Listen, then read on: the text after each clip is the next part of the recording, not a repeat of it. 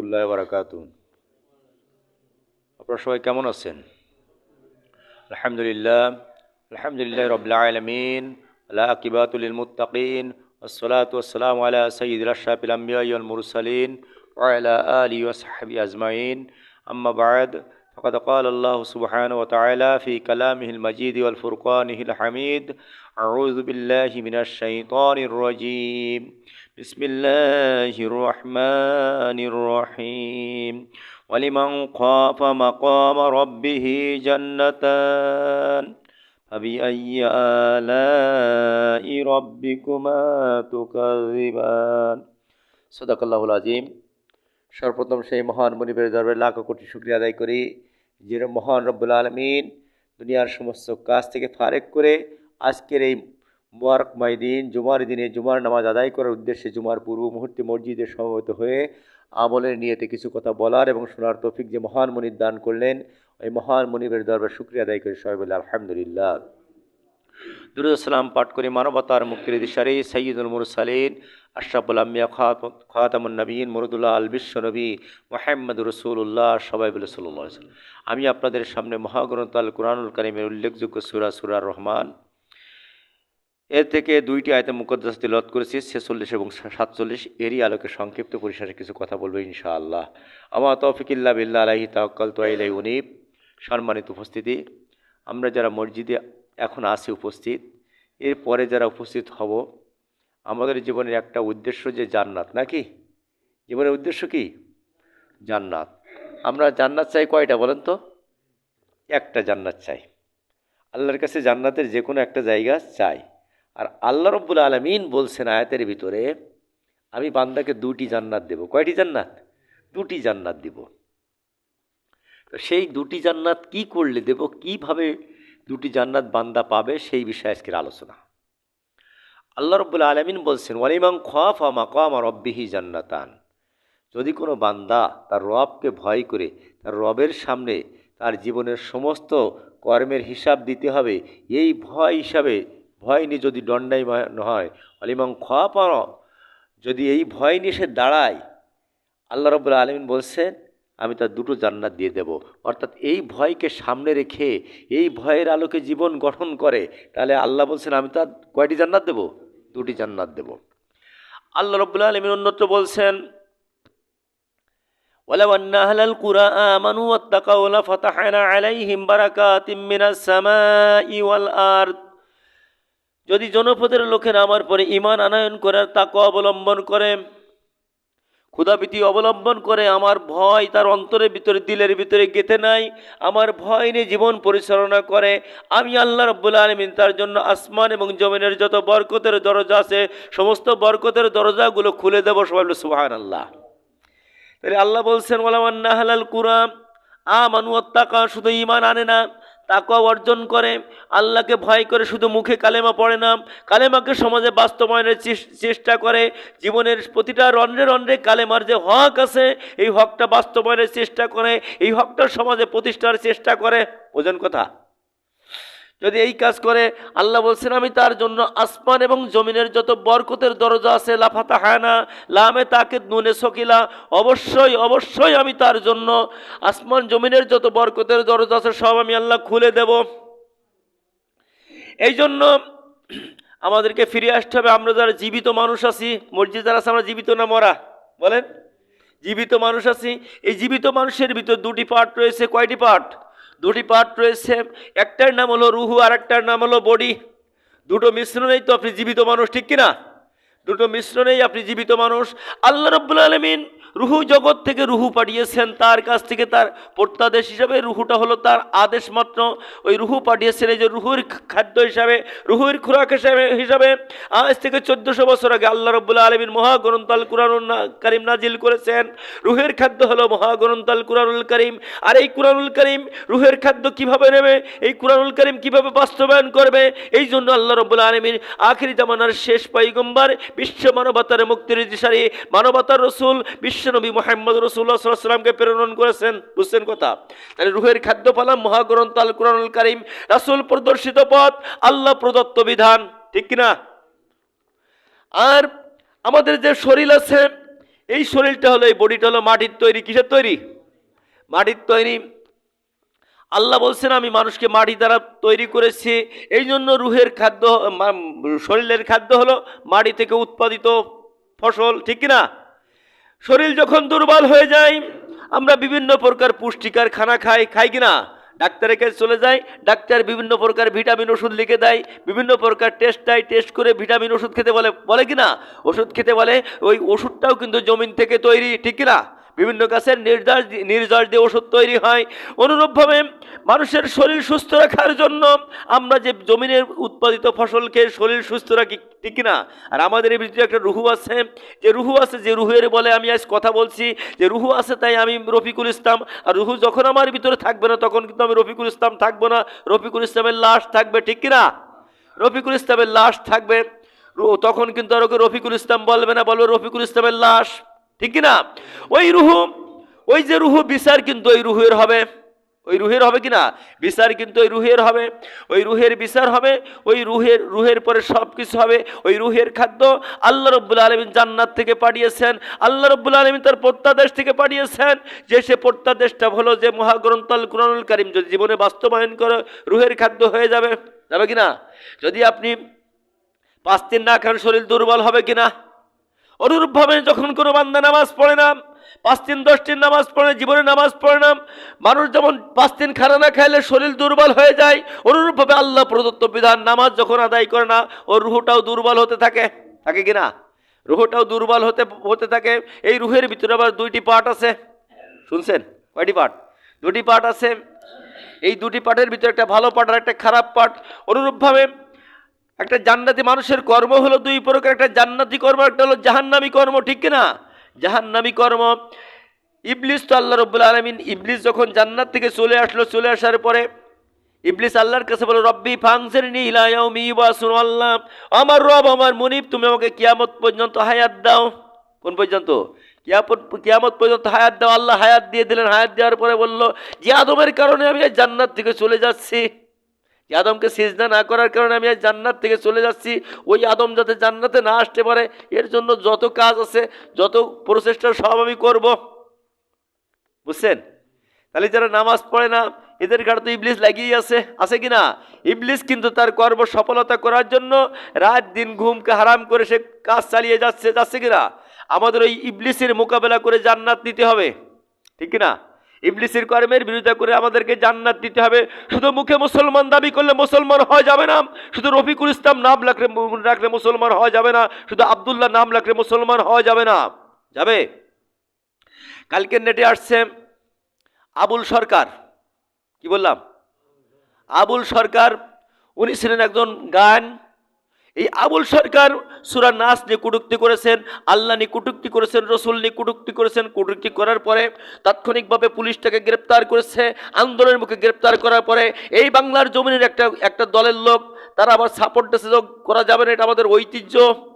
কোরআনকে যারা এই লোকটা কিছুদিন আগে বলেছিল আমরা শরিয়া আইন বিশ্বাস করি না, যারা শরিয়া আইন বিশ্বাস করে না এরা কিন্তু মুসলমান না। আর ওদেরকে যদি আপনি ভোট দেন আপনিও মুসলমান না, বুঝছেন কথা? যদি ওদেরকে, যে ব্যক্তি শরিয়াত মানে না ওই ব্যক্তি যদি আপনি ভোট দেন আপনিও মুসলমান না। আল্লাহ রাব্বুল আলামিন বলেছেন লা তাত্তাখিযুল ইয়াহুদা ওয়ান নাসারা আউলিয়া বাদুহা আউলিয়া বাদিন ওয়া মান ইয়াতাল্লাহ মিনকুম ফাইন্নাহু মিনহুম। আল্লাহ বলেন তোমরা কখনো ইহুদি নাসারাদেরকেই বন্ধুরূপে গ্রহণ করো না, যদি কেউ করবে সে ওদের মধ্যে গণ্য হবে। ওয়া মান ইয়াতাল্লাহ মিনহুম ফাইন্নাহু মিনকুম, বুঝছেন? ওদের ভিতরে গণ্য হয়ে যাবে, এদের সঙ্গে যারা জোট করবে ওরা ওই ইহুদি নাসারাদের শামিল।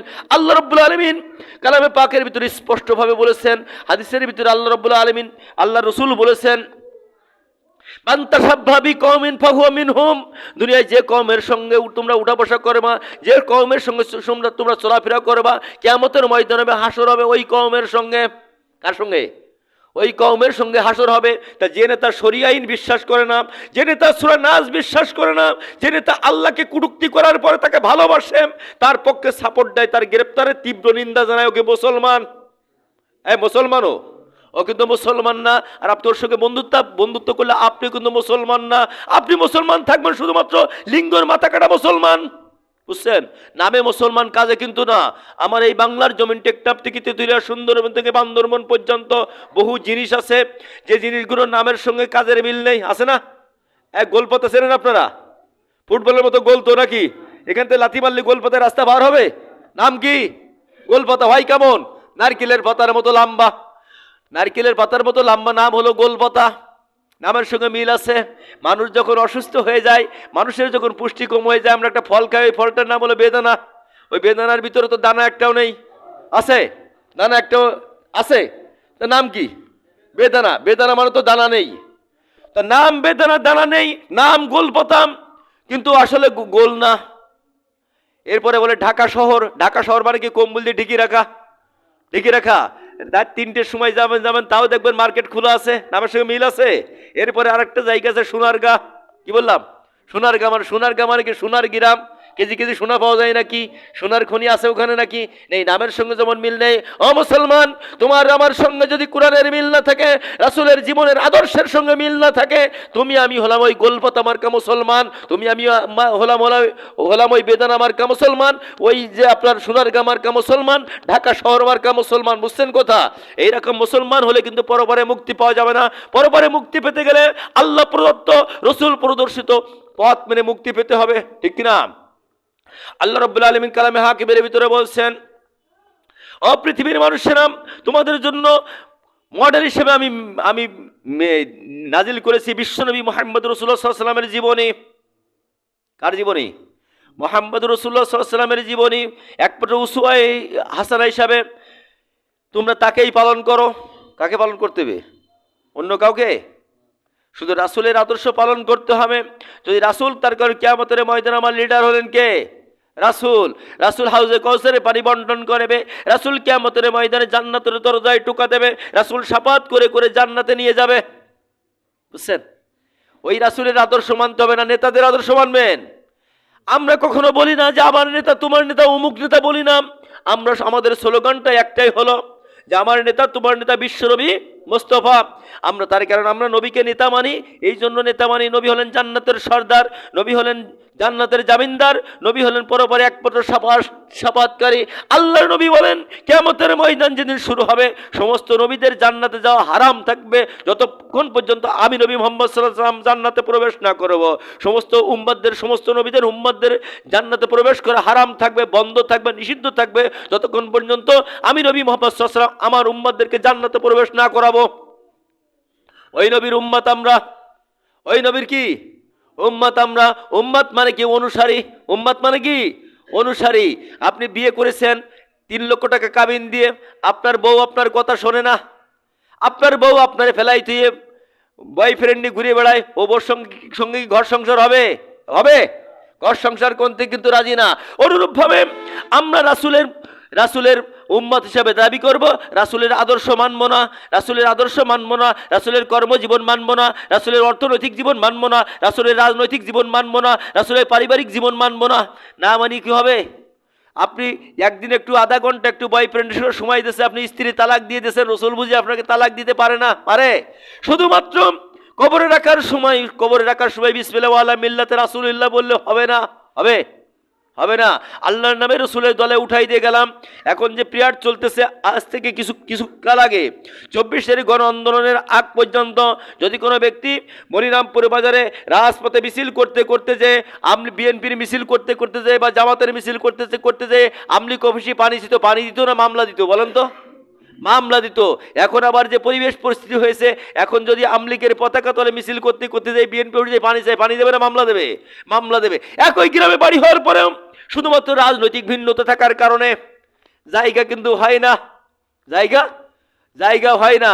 যদি আপন সহোদর ভাই, 2 ভাই, এক ভাই মনে করেন আমলিক করে, আর এক ভাই বিএনপি করে বা জামাত করে, 2 ভাই 2 দলে মিছিল করতে গেছে, করতে করতে এক ভাইকে আমলিকে যে ভাই করে ওই ভাইকে এখন মনে করেন যে বিএনপির লোকজন ধরে থানায় দিতেছে। এ ভাই বলবে এখন না জামিন করাবেন, কালকে এখন যাই আমি বলতে পারবো না, তোকে ভাই বলে পরিচয় দিতে পারবো না। এরকম হয় কিনা? যে আমি এখন যাই বলতে পারবো না যে আমার ভাই, বললে আমারও সমস্যা হয়ে যাবে। ও ভাই, দুনিয়ার সামান্য জীবনে রক্তে মাংসে গড়ার শরীর নিয়ে একই পরিবারে বসবাস করার কারণে, রাজনৈতিক কারণে ভাই ভাইকে পরিচয় দিতে চাচ্ছে না। আর যদি আপনি রসুলের দল না করেন, রসুলের আদর্শ না মানেন, রসুলের আদর্শ মেনে যদি আপনি জীবন পরিচালনা না করেন, আল্লাহ প্রদত্ত বিধান না মেনে যদি আপনি জীবন পরিচালিত করেন, পরপরে কি রাসূল আপনার শাফাত করবে বলে মনে হয়? করবে? রসুল কিন্তু শাফাত করবে না। আর রসুলের শাফাত বাদে কি জান্নাত পাওয়া যাবে? আপনারা প্রথমে বলেছেন জান্নাত চাই একটা, আর আল্লাহ বলেছেন দেব আমি দুটো। দেব কি? দুটো। অনেক সময় মনে করেন যে আমরা বিভিন্ন কাজ, জমির ফসল কাটা বা বিভিন্ন কাজ চুক্তি করে দিই, মনে করেন একটা কাজ 500 টাকা চুক্তি করে দিলাম, কাজটা সুন্দরভাবে করে দিয়েছে, বিকেলে বেলায় আবার যখন টাকা দেয় তখন বলে খুশি হয়ে তাদের আরো 50 টাকা দিয়ে দিলাম। এরকম হয় না? এ পাইছেন কোথায় বকশিশ দেয়া? আল্লাহ রাব্বুল আলামিন বলছে বান্দা জান্নাত চাই একটা, ওয়ালিমান খাফা মাকাম রাব্বিহি জান্নাতান, বান্দা জান্নাত চাই একটা, আমি আল্লাহ দুটো দিয়ে দেব মুনাসব, যদি আমাকে সন্তুষ্ট করতে পারে। কাকে সন্তুষ্ট? আমাকে সন্তুষ্ট করে ইবাদত বন্দি করতে পারে, আমার প্রদত্ত বিধান মেরে জীবন পরিচালনা করতে পারে। দুই এক জায়গায় না, সব জায়গায়। 30 বছর বিবাহ করেছেন, 30 বছরের ভিতরে আপনার স্ত্রী কখনো আপনার অবাধ্য হয়নি। একদিন মাত্র আধা ঘন্টা অবাধ্য হয়েছে, বয়ফ্রেন্ডের হাত ধরে পালিয়ে গেছে আধা ঘন্টা, উনি আর ঘর সংসার হয় না। হয় উনি কিন্তু আর ঘর সংসার করতে রাজি না, মরতে রাজি না, উনি ঘর সংসার করতে রাজি না।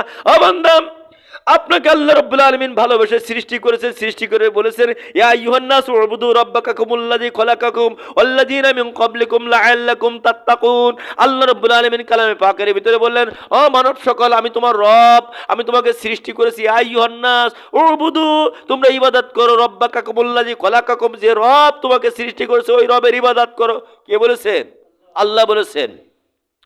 আল্লাহ রাব্বুল আলামিন তার রাসূলের মাধ্যমে এই যে মসজিদ, এই মসজিদে বিধান করেছেন প্রতিদিন নামাজ যে জন্য আজান দেবে হাইয়ালা সলাহ, বলবে কিনা? হাইয়ালা সলাহ বলে না? হাইয়ালা সলাহ, হাইয়ালা সলাহ বললো, একদিনও আপনি নামাজে গেলেন না। মসজিদের মিনার থেকে প্রতিদিন 5 বার ডাকলো মুয়াজ্জিন সাহেব হাইয়ালা সলাহ, ও বান্দা নামাজ আসো, একদিন আপনি গেলেন না।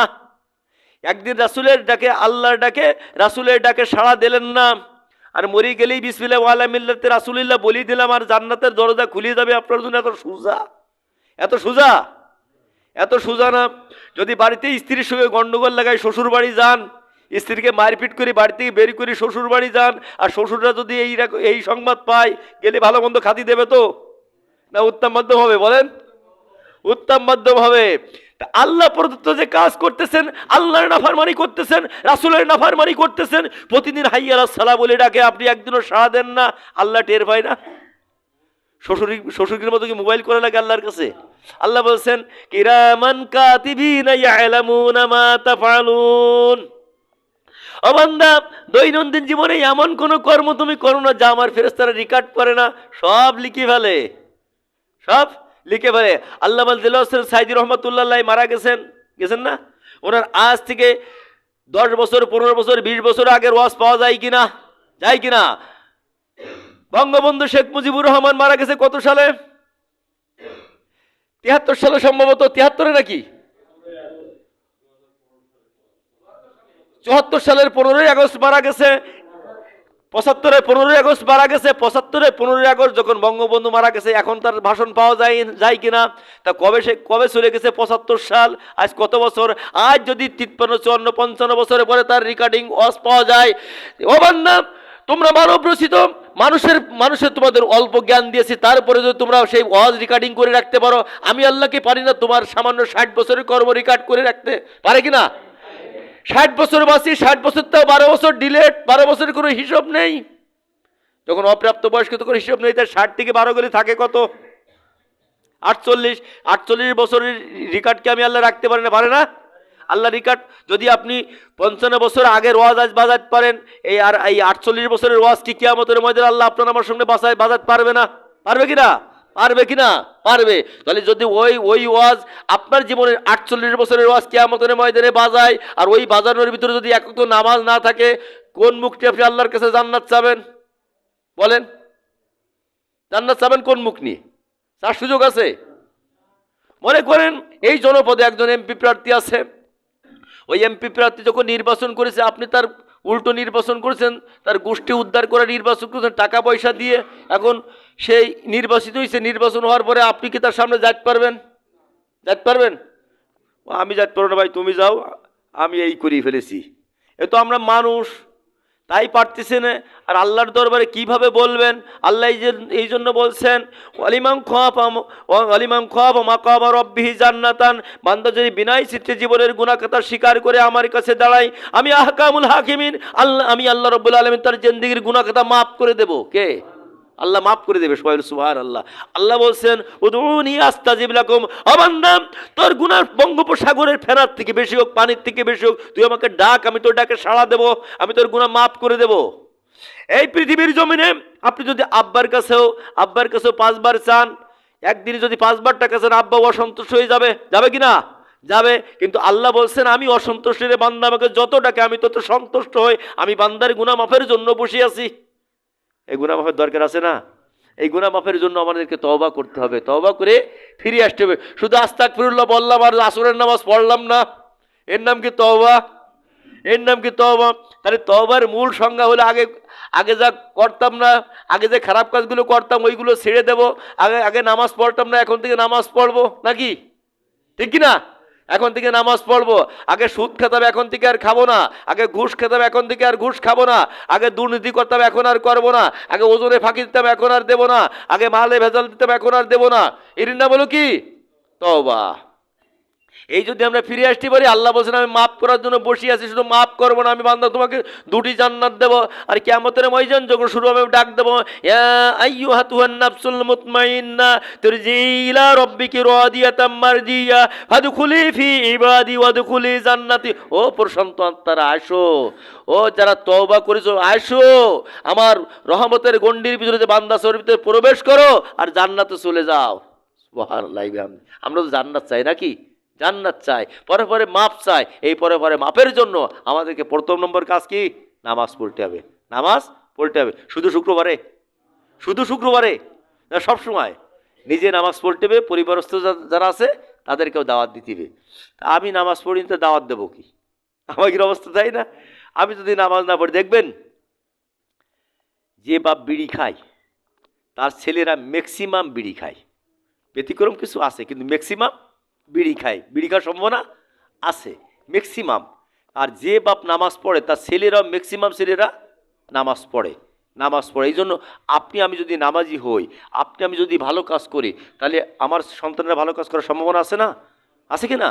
আছে। এই জন্য আমরা ফিরে আসি। আল্লাহ পাক বলছে ইয়া আইয়ুহাল্লাযিনা আমানু কু আনফুসাকুম ওয়া আহলিকুম নারা, তুমি নিজে জাহান্নামের আগুন থেকে বাঁচো আর তোমার পরিবারদেরকে বাঁচাও। এই জন্য আল্লাহ রাব্বুল আলামিন যে কথাগুলো বললাম, আমি সহ আমাদের সকলের বাস্তব জীবনে আমল করার তৌফিক দান, সকলে বলেন আমিন। আমা তৌফিক ইল্লা বিল্লাহ। আসসালামু আলাইকুম ওয়া রাহমাতুল্লাহ।